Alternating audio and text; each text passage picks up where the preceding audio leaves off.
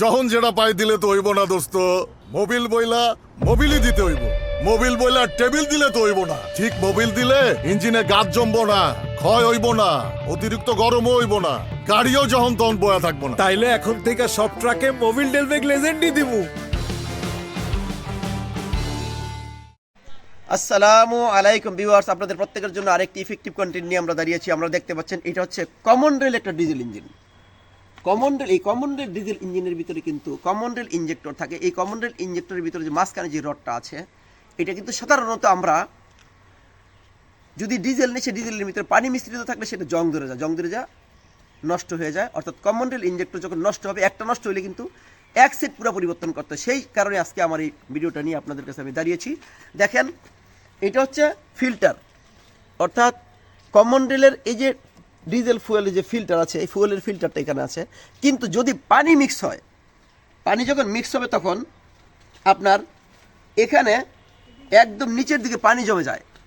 সেই পানিটা হচ্ছে যখনই ফুয়েলের ভিতরে পানি থাকবে, এইটার ভিতরে যে ফিল্টার আছে সেই ফিল্টারিং করে তারপর পানিটা নিচে জমা হয়, যার কারণে একটি টেম্পারেচার সেন্সর থাকে।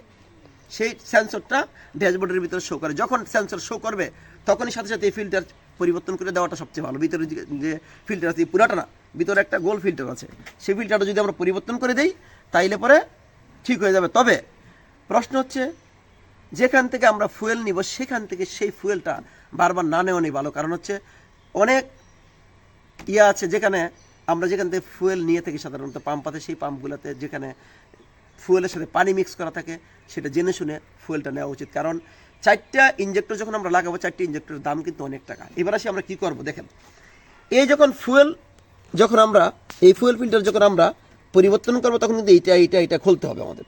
আমরা খুলে পরবর্তীতে একদিন দেখাবো। খোলার পরে এই যে এখানে সেন্সরের লাইন আছে, দেখতে পাচ্ছেন, এটা সেন্সরের লাইন আছে, এটা সব খুলবো। খোলার পরে ফিল্টার চেঞ্জ করার পরে কিন্তু আমাদের এটার ভিতরে কোনো ফুয়েল দেওয়া লাগে না। যদি শুধু খেলে আমরা এটা পাম্প করে দেবেন, দেখেন এই যে পাম্প করার সিস্টেম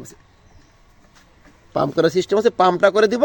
এবং মাথায় রাখতে হবে, যদি আমাদের নিচের অংশ, নিচে একটা এয়ার ব্লিডিং নাট আছে, এটার ভিতরে যে নিচের দিকে একটা এয়ার ব্লিডিং নাট আছে, এই সেন্সরের এখানে এয়ার ব্লিডিং একটা নাট আছে, সেটা খুলে দিলে পানিটা পড়ে যাবে। কিন্তু পানি পড়লে কি হবে, যখন পানি জমবে তখন সাথে সাথে কিন্তু আমাদের সামান্য পরিমাণ পানি জমলে ফিল্টার পরিবর্তন করে দিলে তবে ইঞ্জিন ভালো থাকবে।